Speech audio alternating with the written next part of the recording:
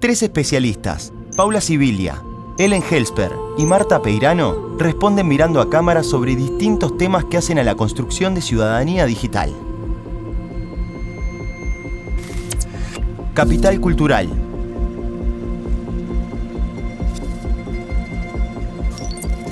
¿Cómo definirías al capital cultural? Lo primero que se me ocurre es cuestionar la nomenclatura, o sea, ¿por qué capital? ¿No? Es algo que a nosotros nos parece obvio. Bueno, capital, claro, como tenemos capital social, capital de todos los tipos, capital monetario y demás. Algunos tienen más, otros menos, y también compuesto por diferentes fortunas. Entonces, capital cultural. Cuestionaría esto porque hace unos años tal vez no usaríamos esta expresión, ¿no? Incluso para referirnos al capital cultural no solo personal, individual, de cada uno, sino también de un país, por ejemplo, capital cultural o de una ciudad, en fin. Yo creo que usaríamos otro término que me resuena ahora, patrimonio cultural.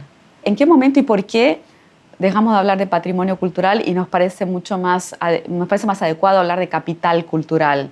Bueno, probablemente en el momento que el Estado empieza a perder fuerza como institución organizadora de la sociedad y la dinámica del mercado se generaliza, ¿no? Entonces cada uno es empresario de sí mismo, ¿no? Y cada uno administra sus capitales, ¿no? Capital social, capital cultural, etc. Las palabras tienen su peso, ¿no? O sea, y el hecho de que hayamos naturalizado la lógica del mercado al hablar de estas cosas, me parece que es sintomática de un cambio, ¿no? En el mismo sentido, yo me referiría a los consumos culturales, ¿no? Cuando decimos que los consumos culturales propios de la ciudad, por ejemplo, o de determinada ciudad o determinado país o determinada generación o determinado grupo social, no son más los libros, son videos de YouTube o películas, etc.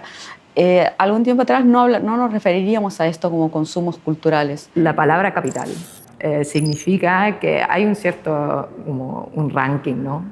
Unos que tienen más capital y otros que tienen menos capital, y que hay un nivel socioeconómico. De hecho, es una terminología que se relaciona mucho con clase social.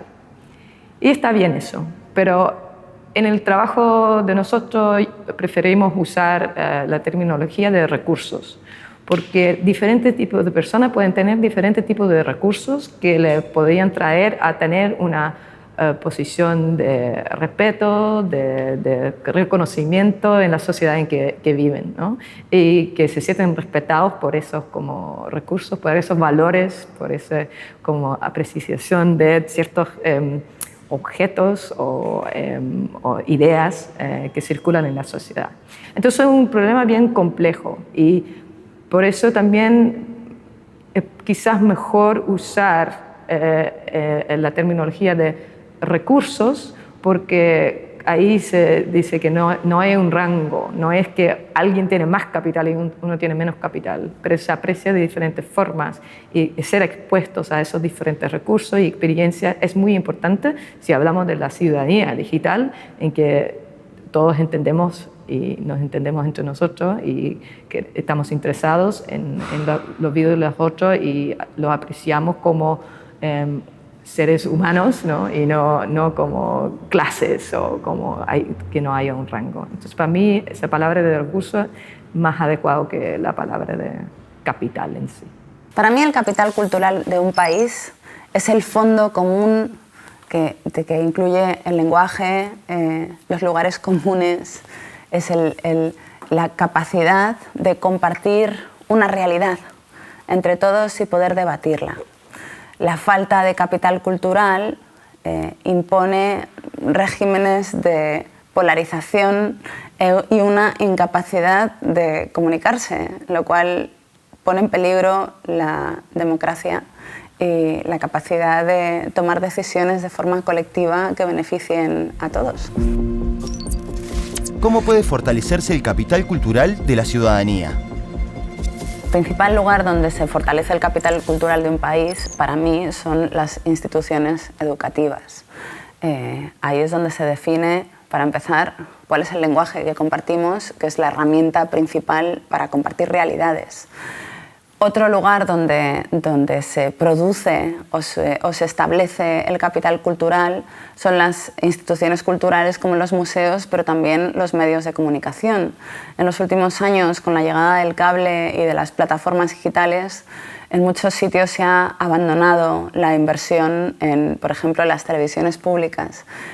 Pienso que esto es un error fundamental que cuanto antes resolvamos, mejor para la democracia. Todo este lenguaje se instaló en el último tiempo, a eso voy, ¿no? Y no es por casualidad que cada vez necesitemos más mercaderías para tener acceso a estas cosas. Tenemos que comprar un celular que no es barato, ¿no? Tenemos que pagar acceso a Internet y demás para tener acceso a los consumos culturales, a los productos culturales, para poder consumir cultura.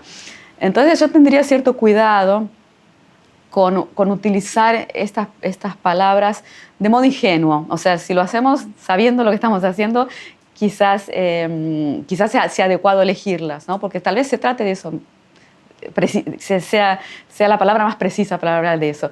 Pero en todo caso, saber que hay esta genealogía, ¿no? O sea, que estamos hablando de una sociedad que se piensa a sí misma como un mercado y que, por lo tanto, nos pensamos como consumidores de productos de todo tipo. Y me parece que si estamos tratando de compensar las desigualdades que la lógica del mercado produce por sí misma, con intervenciones estatales y dar acceso a cosas que no tienen precio, ¿no? Como se decía antes, ¿no?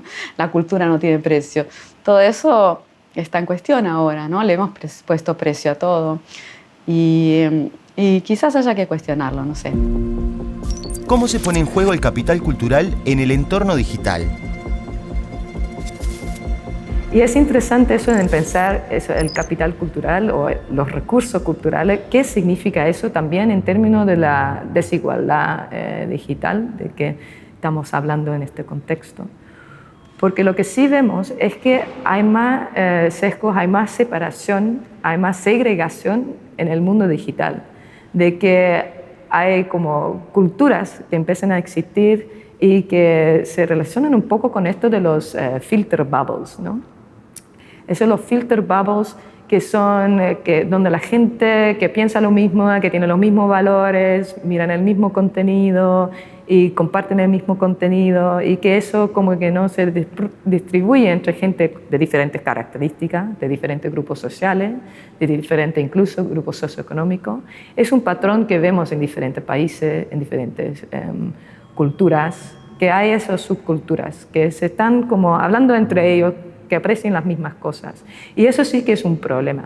Vivimos en un momento en el que las plataformas digitales dominan nuestro consumo de cultura y, por lo tanto, ese consumo está determinado por rasgos muy individuales de las personas. Ya no estamos viendo todos la misma película a la vez y no estamos escuchando los mismos discos y no estamos leyendo los mismos libros y descubriendo a los mismos artistas, sino que cada uno está consumiendo productos culturales que han sido determinados de forma algorítmica para su perfil demográfico. Y esto a mí me parece una pérdida importante, sobre todo a la hora de establecer una identidad local, a la hora de acompañar al resto de las personas de nuestra comunidad en su relación con lo local. Hagamos un uso responsable, crítico y creativo del entorno digital. Construyendo ciudadanía digital. Placa de cierre con logos de Uruguay Presidencia, AGESIC y Ceibal. Apoyan Centro Cultural España y Grupo de Trabajo de Ciudadanía Digital.